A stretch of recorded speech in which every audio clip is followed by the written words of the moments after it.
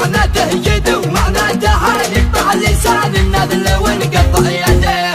انتهى حب الخشوم وابتدى دق النحور بعد ما شفنا قطع والعديم المعرفة.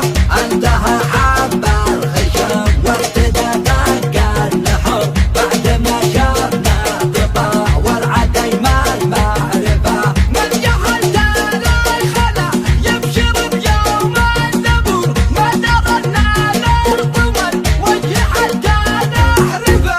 لا تهور يا ولد لا تلف ولا تدور اسأل اجدادك ترانا حماة الطرفة. رمينا بالراس والبترة وسط الصدور وفي زمان السيف لا رسعنا النهرفة.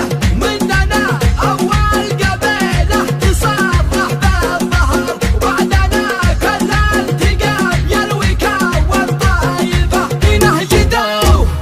جينا جدو تدرون معناته جدو معناتها نقطع لسان النذل ونقطع يده.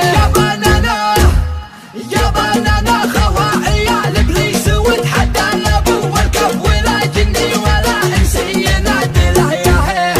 كتب كلمات هذه الشيلة شاعر سبا فارس بن ناصر الثابتي، أداء أبو حنظلة السوداني.